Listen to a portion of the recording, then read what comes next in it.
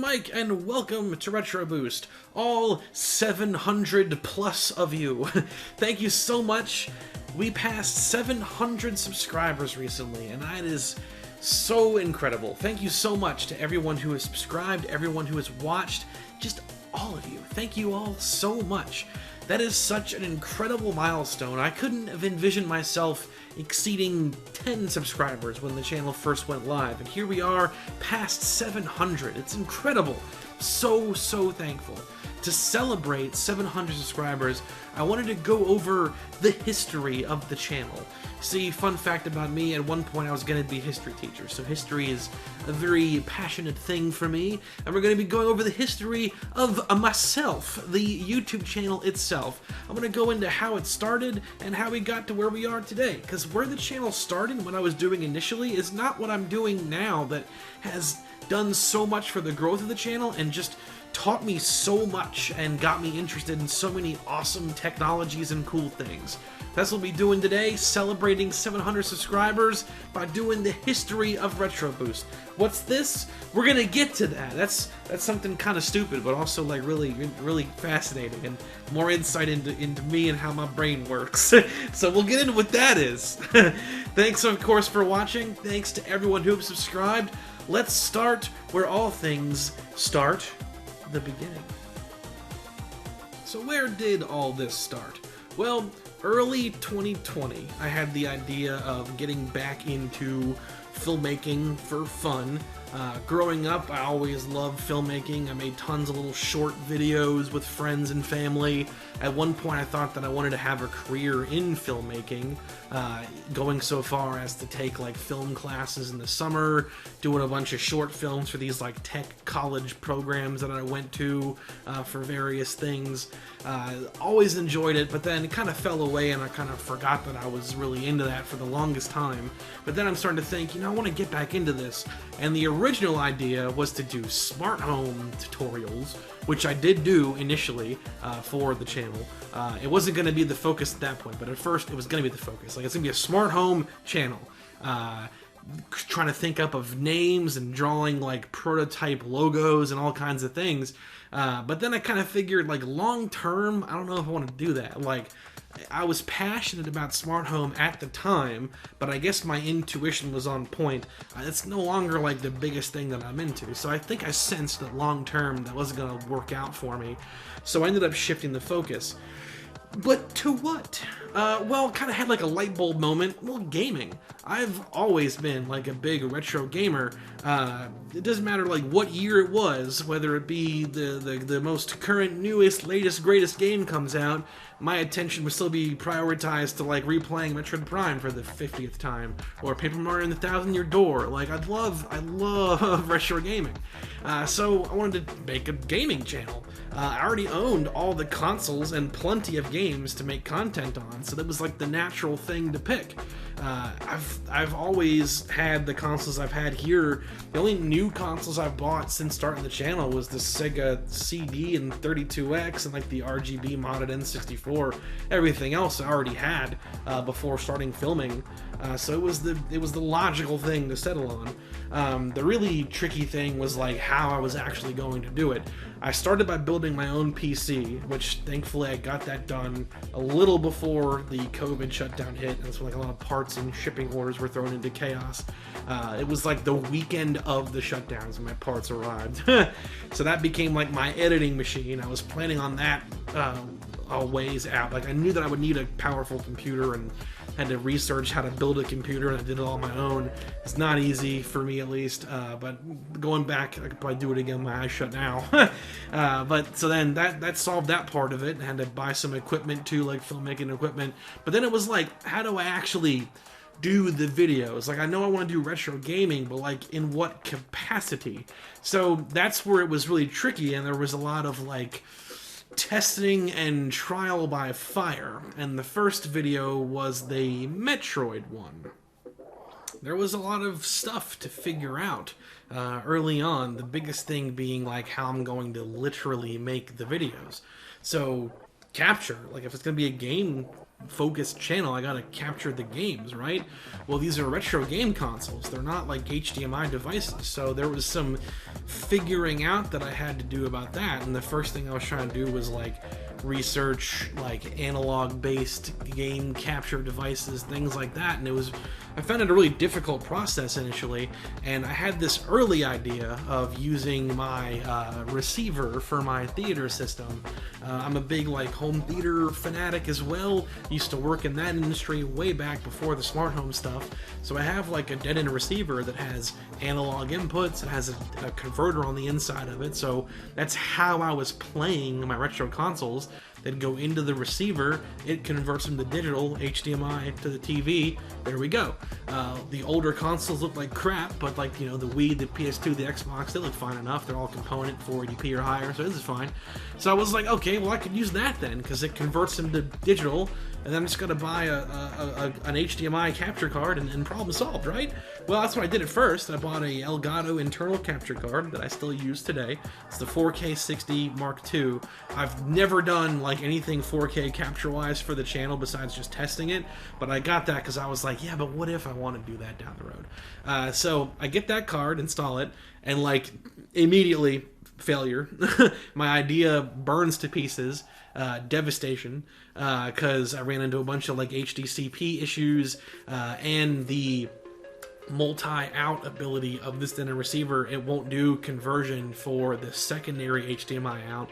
So I was like, okay, great. Well, I'll just use the primary. Well, HDCP error. Great.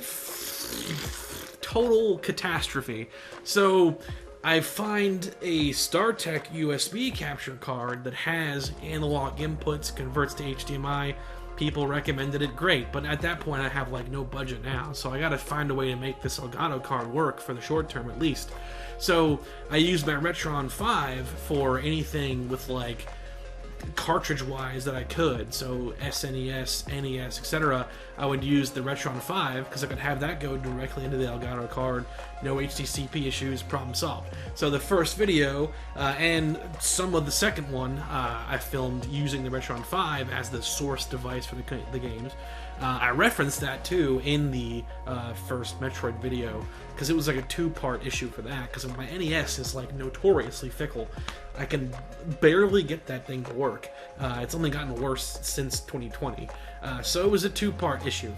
I settled on doing Metroid because I love the Metroid games. Some of my favorite ever, the Prime trilogy and so on, Super Metroid especially. But I've never beaten the original one, so it was a chance to like kind of go to familiar territory but get some new experiences from it. So did all the game capture, took my notes and talking points, things I wanted to say, and then started filming. And that was where it was like this real trial and error kind of process. Like I still didn't know what I wanted these videos to be, like how I wanted to do them. Definitely wanted to kind of go for like a sort of angry video game nerd kind of thing where it's like, you know, you just get in front of the camera, you talk about the game, you have some fun, put some bits in there.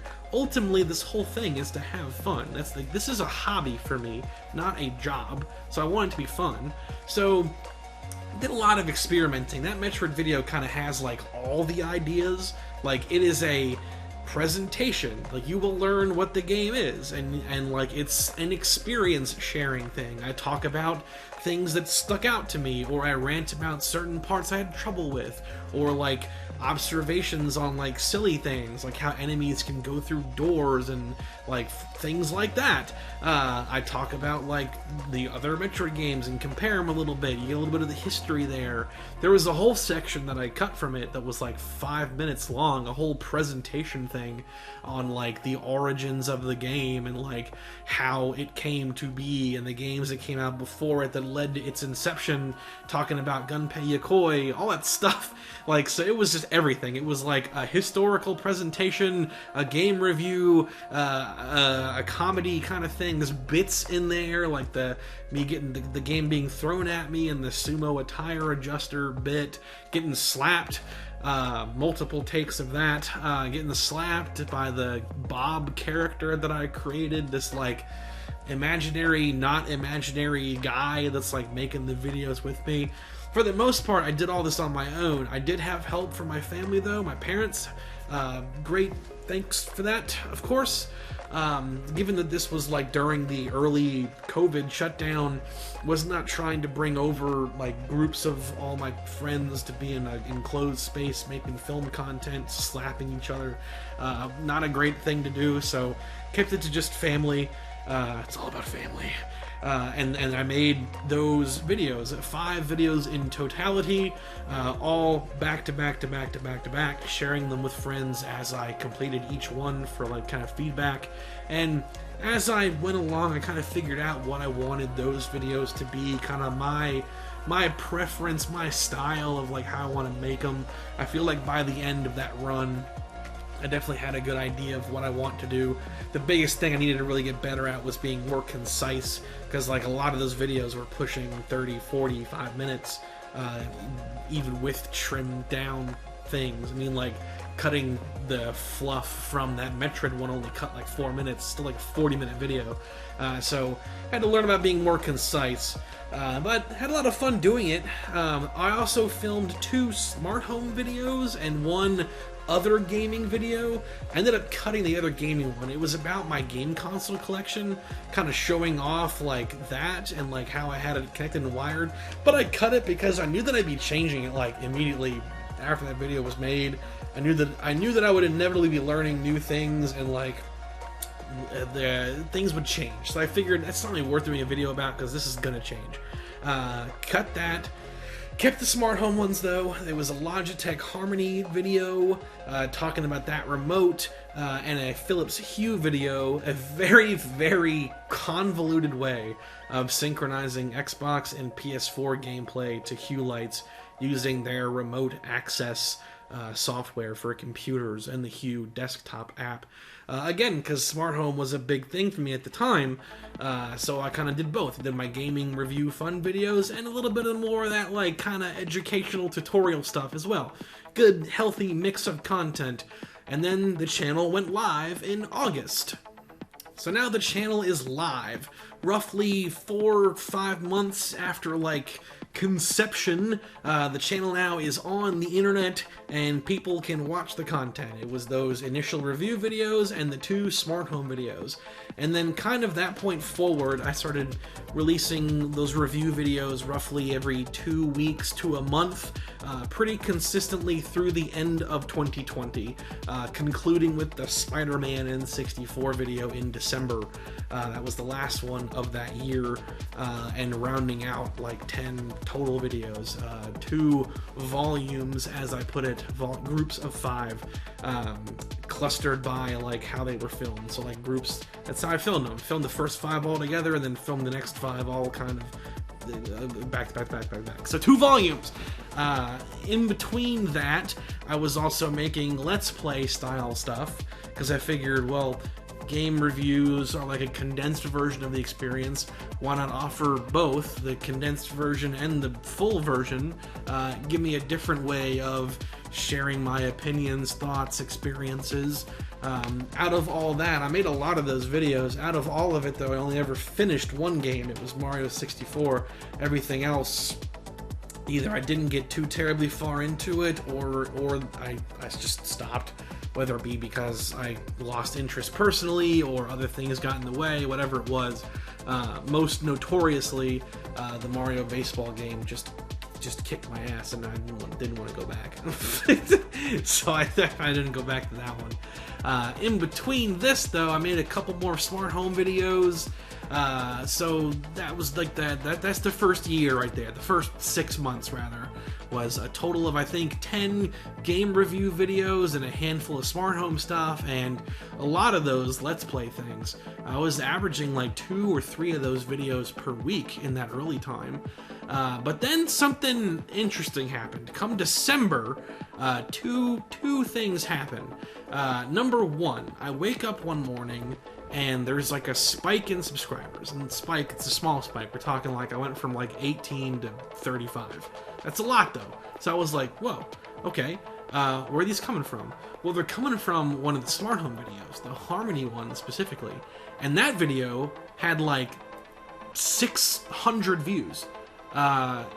Everything else on my channel only had like 0 to 10. because the only people watching are like my friends and family.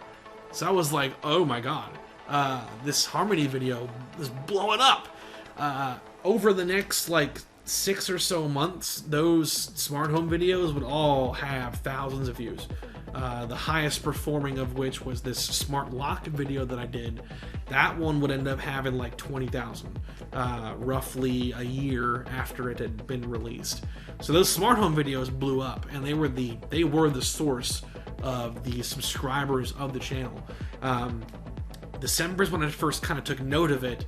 Come like March, April 2021, I went from having like less than 50 subscribers to having like 200, and 200 came so fast that I was trying to make like a 50 subscriber special, or I think it was 50, and then like ended up having to become like a 100 subscriber special because I couldn't keep up with the growth basically.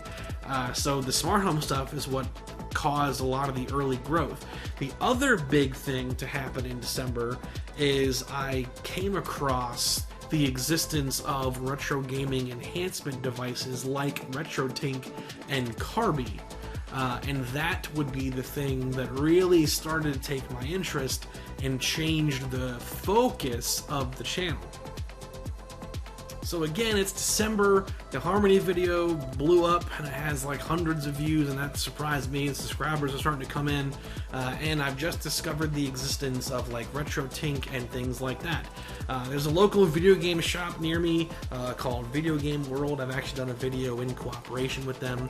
At the time, I was like a semi-regular shopper, and I got to talk with their staff, and one of the guys that worked there was talking to me about stuff, and he's just like, check this out, and he has a CARBY, Insurrection Industries CARBY, and he hooks it up to like a monitor, and he's got Metroid Prime in there, and it just kind of blew me away. I was like, what is this? And like, how does this thing work? Oh my god, this is a thing?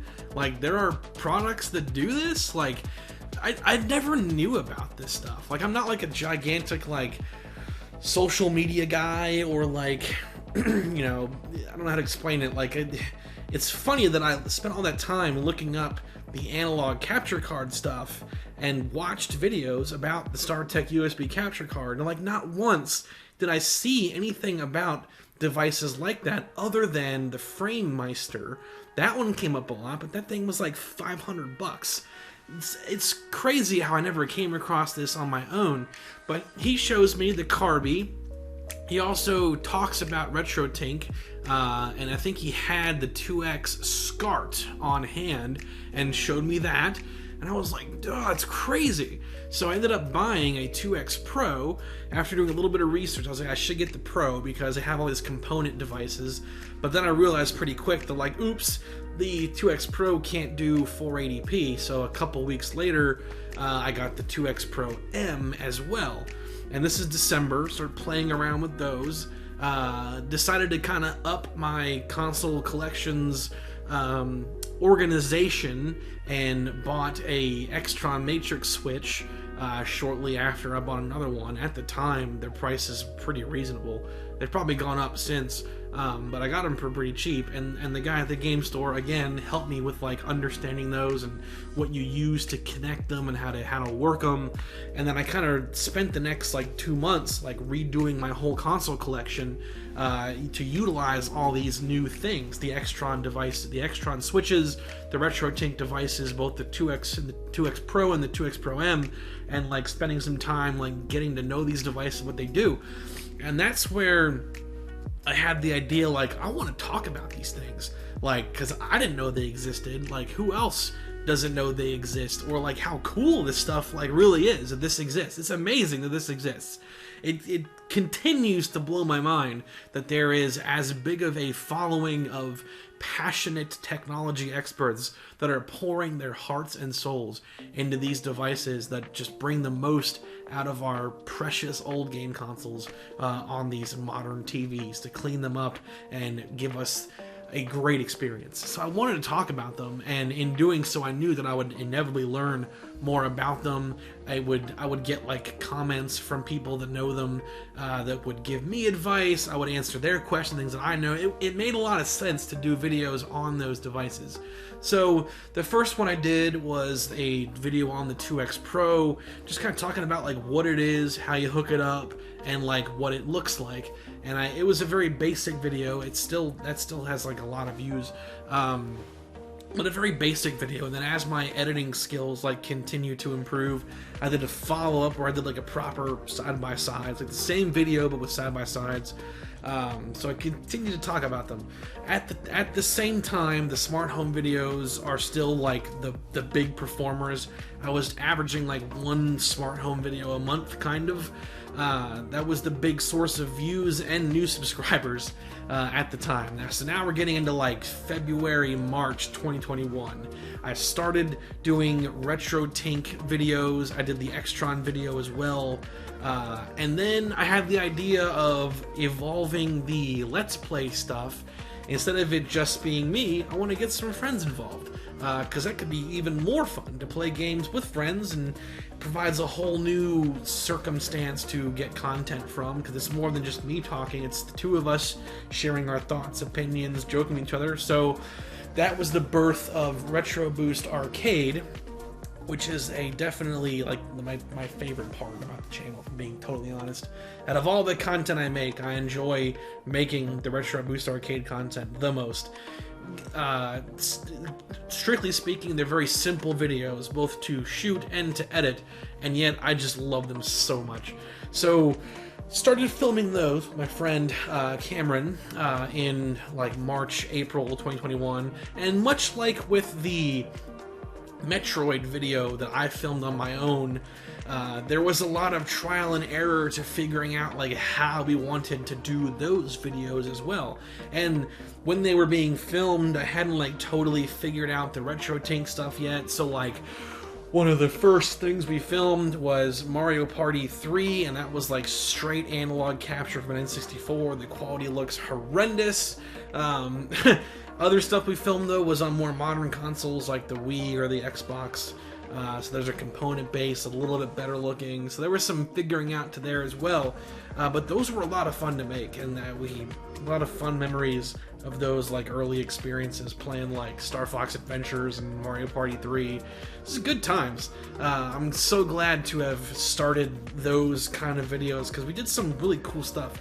Even like a really fun one was the GameCube demo disc one. I had this GameCube demo disc. It's one of a couple. It's like a promo disc. It has a bunch of trailers on it. I remember having that as a kid, and I kind of found it again recently. Like at that time, we gotta watch these, and we'd go through and watch the trailers and react to them and like talk about them, and it was a great time. So early spring 2021, Retro Boost Arcade is born, and content is proceeding. At the same time, my game console collection kind of reaches its 2.0 setup using Extron. I kind of had RetroTINK figured out, making content about that. I was making some like standalone gameplay videos, which are just the game running through RetroTINK, just so people could see like what that looked like. And continuing smart home stuff every month. One thing that's starting to be happening less is those review videos. Those are becoming fewer and far between, and they kind of eventually died completely. Here's how that happened. I've got myself such a wide variety of videos now. Smart home stuff and RetroTINK tutorials. I got a CARBY as well, because I really wanted to get one of those. CARBY videos, a couple of those. I start doing the comparison stuff, like comparing RetroTINK to CARBY. There's just less time now. That's where all the time is going. And then I conceive Retro Boost Arcade and making that content, and that's super fun. I don't want to give that up. So something kind of had to give. And the Let's Play content that I was doing on my own, stopped doing it. Like, that's gone. Hasn't come back since. And then like the review videos, I still wanted to do them, but I was finding way less time to be able to like sit in front of the camera or film bits and jokes and things and like do them. But I really wanted to keep doing them. So I did like this like super short one. It was like a test to see like how concise can I be? And that was the Hot Wheels one, which is like 11 minutes long. And I think it still has like, it's a good little video. I love the ending because the ending wasn't intended to be what it was. I ended that video very normally, and then after I finished filming, I discovered the manual that has that ridiculous stuff in it about like, oh, there's a sweepstakes or whatever, and if you write into EA, you'll win something. And like the way that it's worded implies that they can just give you like whatever they think they want to give you. So it's like, oh, congratulations, here, stapler. Like it doesn't specify a prize. It says like you'll win something. It was like so bizarrely written. I knew I had to talk about that. So that became the new end of that video, and that made it like a lot funnier as a video. So I knew I still wanted to make more videos like that, but it was just so hard to find the time for it. I did eventually make another one, the Jaws Unleashed video. That one was a very tumultuous process because I filmed like the whole thing. I started with the main bit, which is the splash zone thing. Took a bed sheet, painted it, filmed outside. It's like this kind of chilly spring morning. This would have been like April 2021. Get splashed by water and have raw meat thrown at me. Filmed that first, and then did the rest of the video. But then like I didn't really like it too much. I had to like correct some things. So I filmed it again, but the second time around I forgot to turn the microphone on. There's no audio. So I was like, oh! So then I had to like redo it a third time. But the problem with that is that I kind of waited too long for that like third correction attempt, and my hair was different. Like it grew. So I was like, my hair doesn't match what I look like in the takes that I do want to keep. So I had to wait like 3-4 weeks, and then now my hair is kind of back to where it was when I was first filming. And then I did the whole thing over anyway, so it was like, Jesus. It was a whole thing.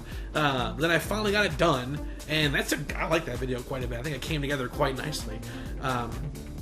Perfect amount of like review content, experience sharing, and like ranting about stupid stuff. And then some bits. There's like a Metal Gear Solid cutaway gag. There's like the whole opening where I'm like recounting, like reciting lines from the movie, talking about the movie trivia. I think it's a pretty good, like, where I want to be with those videos. I think it's pretty good. But that would be the last one for a very long time. So I continued with the emphasis of the retro gaming stuff. But now the new problem is the smart home stuff is like too popular, and I'm losing interest in smart home by the month.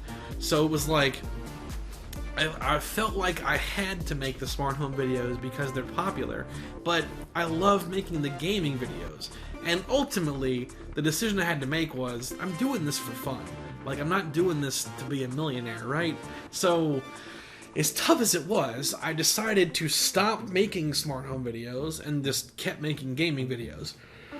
But the problem was, that's still where all the views and the subscribers are coming from. So I think I was getting close to like 300 or 400 subscribers, and it was just always those smart home videos. And like one of them, like I said before, had like 20,000 something views. The gaming videos are getting there, but they're not like super popular. Like most of them are still double digits at this point. So I felt kind of bad that like I'm not gonna make these videos anymore, but all the subscribers are coming from this video. It's like, what do? I eventually decided to just delete all the smart home videos off the channel, which removes all those views and analytics and whatnot. But at the same time, it's like I felt like I had to, because I felt bad that people would be coming in and subscribing for content that they would not get more of, basically. And that meant that there was this transitional period of like constantly gaining and losing subscribers kind of equally as the smart home people leave and the gaming people grow.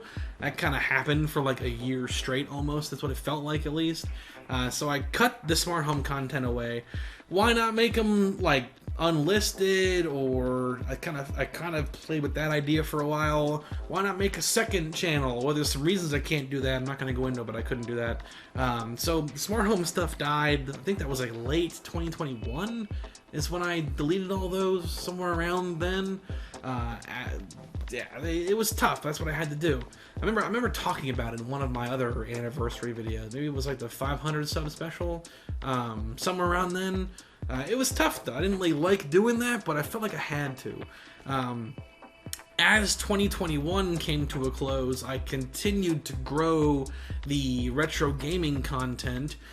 It really started to blow up for me when I made like CARBY cross 5X Pro comparisons, like GameCube stuff. So I got the 5X Pro had come out in 2021, like summer. I didn't get it initially.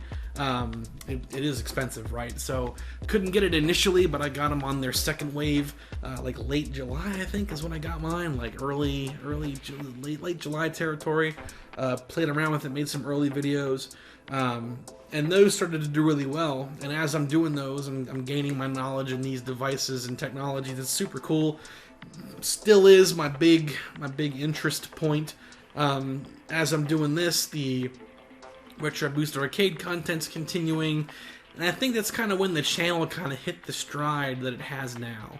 Retro gaming content, Retro Boost Arcade, I feel like there's some good synergy there because the retro gaming content, we talk about this technology and how it improves your games, and the Retro Boost Arcade by that point is putting that technology to use because there's the connection. Like I talk about what the 5X Pro can do for the Super Nintendo, then I play Super Nintendo with the 5X Pro with a friend and we have a lot of fun with it. So that's kind of how those interact with each other.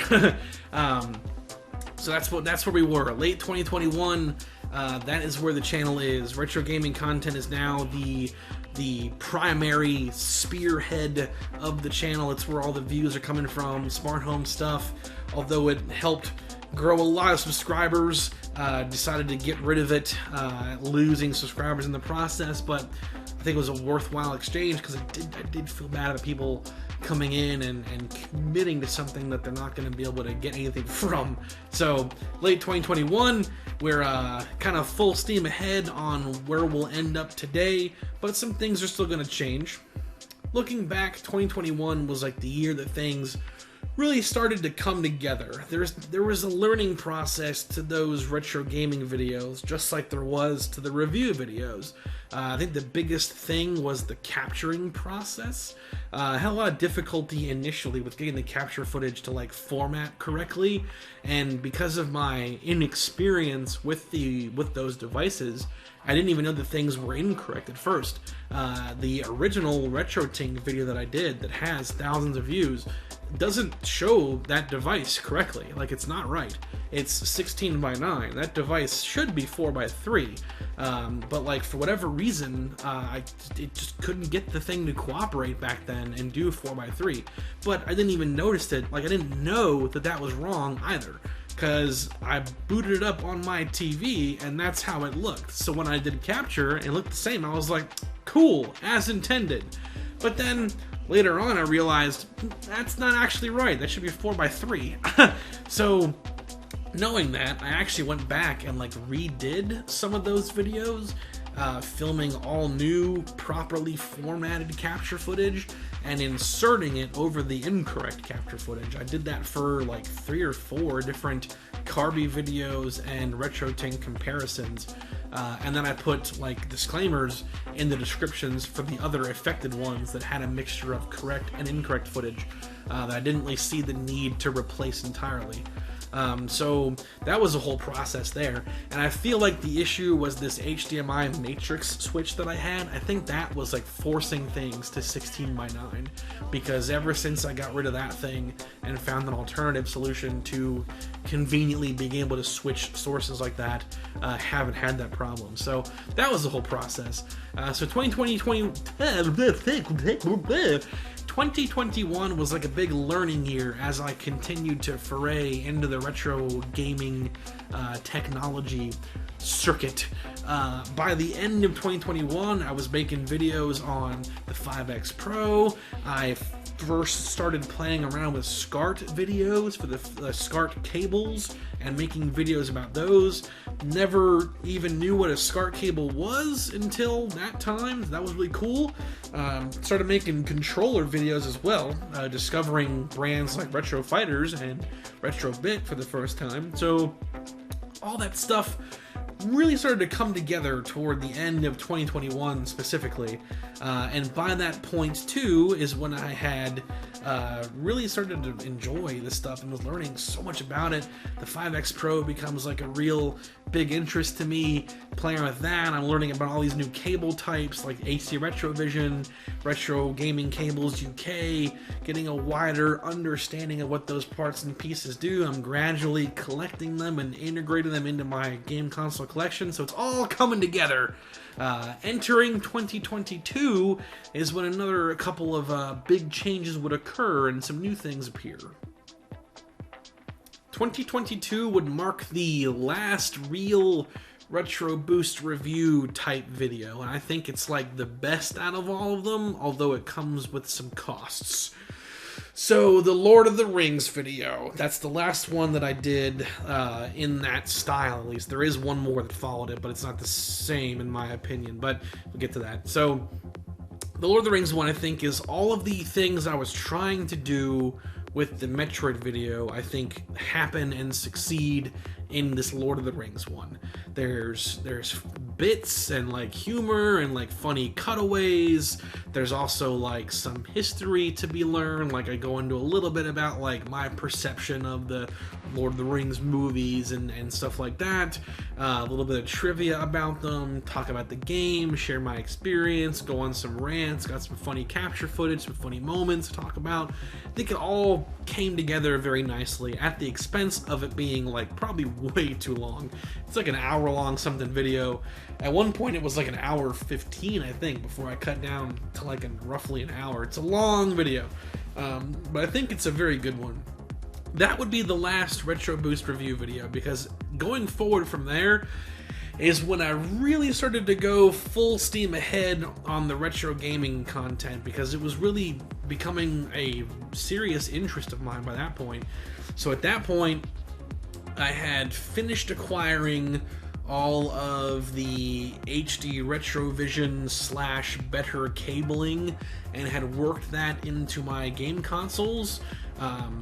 Going into like May 2023 is when I got my RGB modded N64 as well. So like at that point, every console I owned had some kind of upgraded solution, whether it be cables or an adapter. So I was able to really experience the upgraded retro tech thing for all my consoles, and continued making videos on them pretty regularly. Smart home videos have been cut for a while at that point. So that was the channel. Retro Boost is now a retro tech product focused channel, doing controller videos, doing cabling videos, doing RetroTINK videos, CARBY videos, stuff like that. Doing a video on like the RetroTINK 5X Pro settings, things like that. 2022 would also be the year where Retro Boost Arcade really kind of expanded.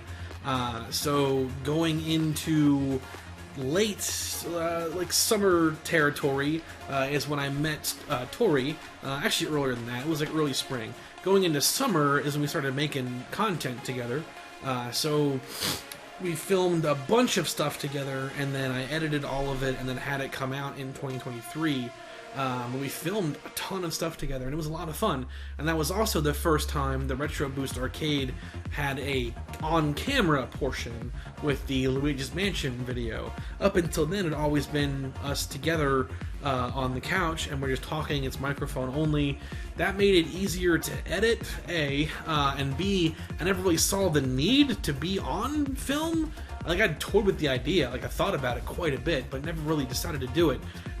Decided to test that idea with like a Halloween kind of focused thing. We did Luigi's Mansion, and it worked out really well, because being on camera, you can do certain things work that like wouldn't work if it was microphone only. And like a great example is like the jump scare stuff. So like my decision to like jump scare him in that first part, and like you see him flinch, and like it's like so legitimate. Like that wouldn't work if it was microphone only. Like obviously it would work for us. It'd be a hilarious moment for us to talk about, but for like someone watching the video, it wouldn't make a whole lot of sense. You hear a scream, and like you can assume what happened. You can laugh about it even maybe, but like seeing it is a whole different thing. So it opened up like a whole new world of like possibilities for talking about things on camera, jokes, bits, etc. And that was a great experience. So that's what Metro Boost Arcade grew even more from a production standpoint, and it was a lot of fun. Really enjoyed. I've always enjoyed making Metro Boost Arcade, but that was when it was like, oh man, there's like so much more to this now. We got this camera thing. There's more I can edit. There's more tricks I can do. It transformed and it grew so much from that standpoint. So Retro Boost Arcade really kind of found its own. Came into its own, I would say, throughout 2022. I made more videos with Cameron, made more videos with Tori. It was a lot of fun. So there's great stuff there. The Alien stuff with Cameron was a blast, and Luigi's Mansion stuff with Tori was a blast. So much fun with the two of them. So glad to have met both of them, to work with them. Amazing stuff. So grateful. Thank you, you guys, for playing those games with me. Looking forward to more of it down the road. Because, like, wow. Maybe we'll even finish some of that garbage, like Kaluna Marines and Star Fox Adventures. Maybe we will. I don't know. But that was 2022 in a nutshell. All these alarms are going off because there's a storm outside. I don't know if the rain's picking up on the camera, but, like, a power outage is very likely right now. But if it is, it's okay, because the camera's batteries and my computer, the microphone's batteries, got a battery backup, so I could technically keep going in the dark. We'll see if that happens, but let's wrap this up. All right, you've been really patient. So, what's in here? Discs. Yeah, discs. But like what? But what discs? Well, hold on, that thing's actually kind of cool. You move this over. And it like grabs the disc. Whoa! These are like all my early videos on Blu-ray backup. My whole idea was that, you know, I don't trust hard drives. So what can I trust? Discs. Blu-rays though, because capture and film stuff is a lot of storage. So all of the early Retro Boost, all those review videos are on disc backup. I want to like get more discs and kind of back up everything I have that way, but those Blu-rays are expensive. I bought them initially when I first started filming stuff for the first time. I bought like 50 of them, 25 of them, and then I never bought any since because they are expensive. But maybe I will, I don't know. It's kind of hard because, like, since I started the channel without RetroTINK and other devices, and now I have them, there's like this giant quality disparity with a lot of the capture I did early and where I am now. So, tricky conundrum there in terms of that. But that's what that was. So, it's all on disc, man. So, after 2022, we get to where we are now, which is like spring, summer 2023. Currently, well, no, it's mid. Oh my gosh! For some reason, I thought that it was like April. It's not April, dude. It's like late June right now. Wow. 2023 continued for the channel, much how 2022 did. Continued with the retro gaming tech content. It's where we are today. It's just more of that sweet sauce, man. So. That is kind of the history of the channel there. So, initially conceived as a smart home channel, and at one point host to many high-viewed smart home content, but ultimately decided to shift it to my real passion, which is gaming and gaming technology. I didn't know that this stuff existed a few years ago, and now I'm so into it. RetroTINK, the 5X Pro in particular, has been so fun to mess around with and play with, and like every video I make, I learn something new. It's been awesome. Most recently, I've been playing around with the HDR feature, getting to know that more. It's been a lot of fun, which is great because now I'm crossing into like technology that I used to mess around with a lot for the theater job. High dynamic range is a big movie thing. It's kind of fun to play around with it for RetroTINK and retro games. So that's the whole thing right there. But it's been a lot of fun. It's been even more fun to take that content and those devices and put them to use and play games with friends, with Tori and with Cameron, playing around with like Retro Fighter controllers with Tori, playing around with various games with both him and Cameron with all these devices in full swing, which wasn't happening at first, but then started to happen later on because I was building it all out and figuring it all out. So it's been a journey, and it's funny how like it started out as like an idea for smart home, became a gaming thing, became a gaming tech thing. Like it's interesting how it shifted as I discovered these devices, which probably wouldn't, maybe would have happened, but like wouldn't have happened as soon if I had not met someone who was really into this stuff at that local game store. Without that, it probably would have been way later, if not ever. I feel like the 5X Pro, I would have at some point discovered that, and that may have been where I started versus the way that I did start, which is with the 2X Pro, the CARBY, starting there and going versus starting with the 5X Pro. It's hard to say because like things got jump started by meeting that friend at the game shop and having him teach me all these things and introduce me to all these products, which then became the main feature of the channel. I really enjoy making videos on these devices, showing what they do, comparing them against each other. I think it's fun to see how they differ from each other, and that could help someone in regard to like understanding what they do, how they work, if it's worth the cost to them. Like a lot of people have told me in the comments that it's been very helpful to know those things, and in return, a lot of those comments teach me things too, so it's great. I've had a lot of fun making these videos. I'm looking forward to continuing them. Thanks, of course, to everyone who has subscribed. Passing 700 is such a huge milestone that I just never imagined getting past. It's so exciting. So thank you so much to everyone who has subscribed, who has watched. Hope you enjoy the content. I will see you on the next video.